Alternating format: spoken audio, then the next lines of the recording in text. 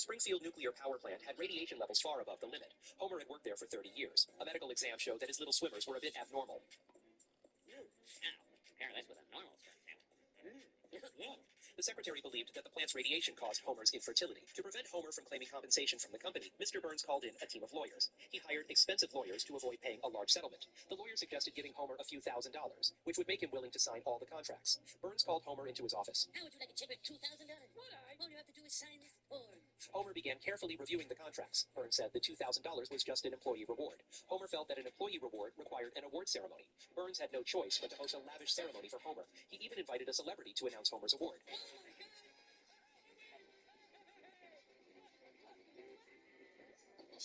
But Homer wasn't happy after receiving the award because the family sofa was broken. Homer saw a $2,000 electric sofa on the street. He immediately brought his family to see it. Homer liked the sofa and wanted to buy it, but Marge thought it was too expensive. Homer had to give up on buying the electric sofa. That remaining $2,000 would change someone's life. Homer's half-brother, Herbert, was now homeless. He used to own a successful car manufacturing company, but he encountered his brother Homer, who spent all of Herbert's savings designing an ugly car. This caused Herbert to go bankrupt, but he always believed he could get rich again. Herbert looked for inspiration in a park. He noticed a baby crying despite having a fresh diaper and milk. Lady, you just gave me the idea of a lifetime. How do I thank you? Please don't hurt me. Consider it done. Herbert told his friends he had a great idea, but lacked startup capital. Then he saw in the newspaper that his brother had received a $2,000 award. Herbert immediately went to catch the train to Springfield to find Homer. He arrived in Homer's neighborhood. He assumed the clean house was Homer's, but it was actually Flanders' home. Kind Flanders gave Herbert a change of clean clothes. Herbert finally arrived at Homer's front door, still unsure how to face his beloved and resented brother. The children were happy to see their uncle. Marge prepared a meal to host Herbert. After dinner, Herbert put Maggie to sleep. You're gonna make me rich again. Yes, you are. Yes, you are. The next day, Herbert asked if they would sponsor him with $2,000. Nah. Oh, wait, Herb, what are you talking about? He showed the Simpson family his great idea. Herbert showed the blueprint for a baby language translator. This machine could translate a baby's cries into English, helping moms understand what their children were thinking. Herbert promised to pay back the money in 30 days. The family agreed that Homer should give him the $2,000. Dad, you know some straighters gonna bilk you out of your money. They may as well be your brother. Homer lent him the money. Herbert then studied Maggie's language every day. After 20 days, he successfully invented the baby language translator. Lavish attention on me and entertain me. Herbert's invention was a huge success. Where did you go? Oh, there you are. Marge knew the product would be very popular. Moms all over the world wanted to know what their babies were thinking. At the maternal and baby product exhibition, Herbert's design attracted many parents. They all wanted to buy his product. One company owner immediately ordered 50,000 units. Herbert repaid Homer the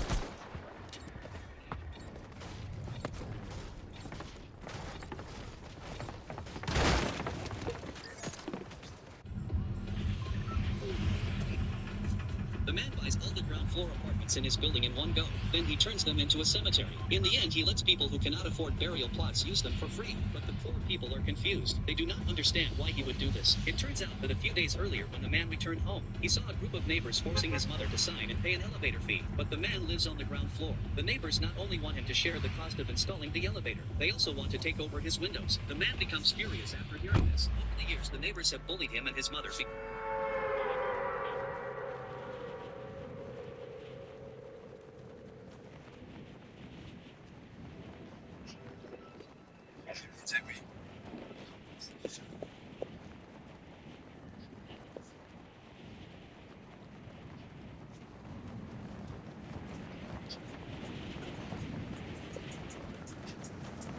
No pepper.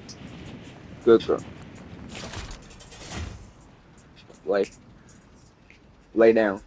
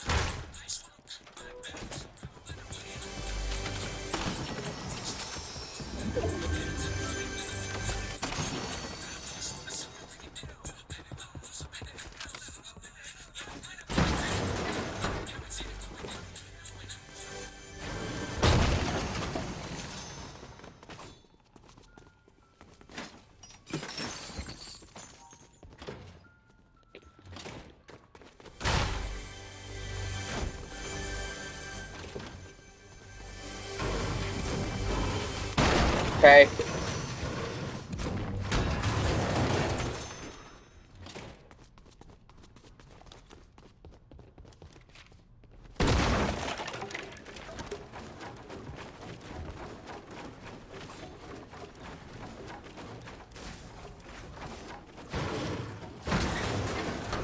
Okay.